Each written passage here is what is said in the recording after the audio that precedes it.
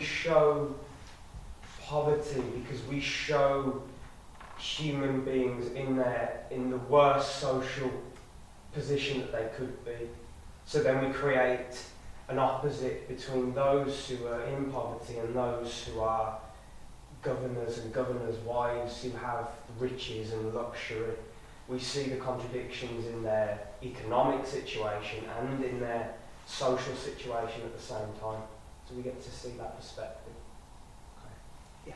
If you hadn't used the fancy robes and the rags to show the divide between social class, what could you or would you have used?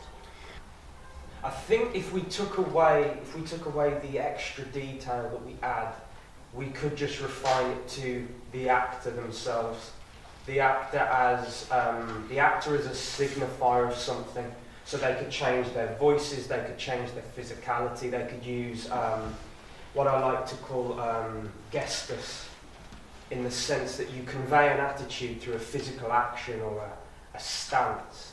We show something like that, so we don't need necessarily the details, but it's nice to have both, but it's a good question. You don't necessarily need these extras. The humans are important as well. So what is gestus? What would you say that is? Gestus. Gestus is the idea that when we are acting, we can convey an attitude within a certain gesture, a certain stance, a certain way of being. That you can convey something that is wider than just necessarily I'm pointing my hand. The hand has a social significance. The way I would hold the hand, the way I would push it forward, how far. There is something significant in that gestus that we can look into and read about the situation. Do you think gestus is the most important element to show social class as a thing?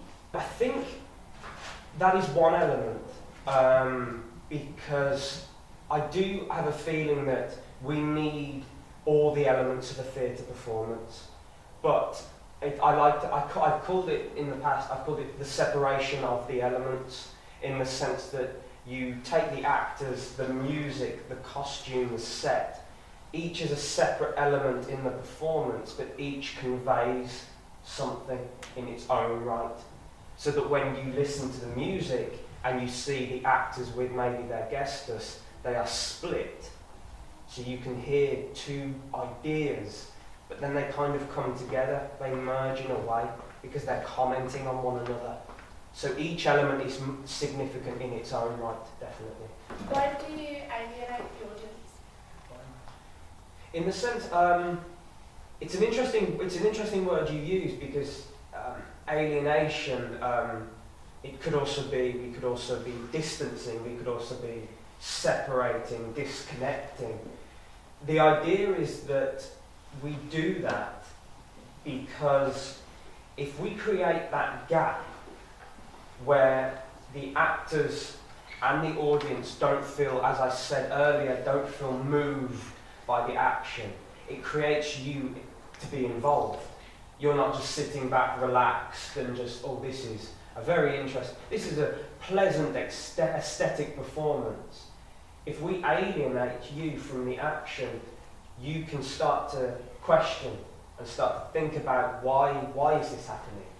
Why does someone take a child that isn't theirs? Is it because it's her social life that does it?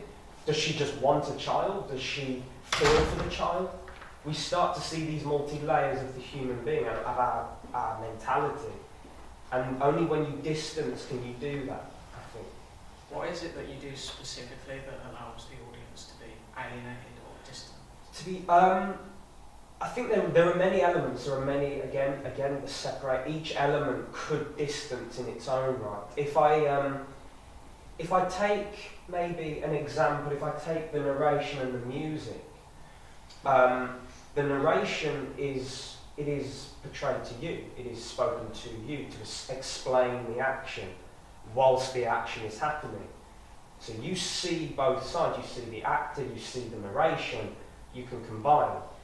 And then even the music comments, but because it's done in a it can actually be called gestic music as well. The idea of gestus being used for music. The music can have its own attitude. So if I take the example of the last song with Azdak, listen now to what the angry girl thought but didn't say. That song is about those who have wealth mistreat maybe those who are below them. That has its own quality, and we listen, we understand through the music, its attitude, its gesture. Do you think that if Grusha wasn't in poverty, she would be as kind-hearted as she is? Very good question. Can I ask for your opinion of that? I think what defines someone's personality might be the wealth, it could be. Because when you're in that kind of social status, it's kind of hard to be kind to other people, as we see with the That's interesting. That's a very good point. And actually, I would take that, and I would agree with you, actually, because if you permit me, I'll go even further and say maybe that when we talk about money with the farmer and Grusha, they only have a few coins, and so it is significant for them to hold on to it, to look after it. Those who have too much, they see it as a commodity, as just something to flit away, to send away. So because maybe Grusha doesn't have much, taking on this child, she takes it on wholeheartedly. Whereas if she had money, she would be maybe like the governor's wife, more interested in clothes and materialistic qualities.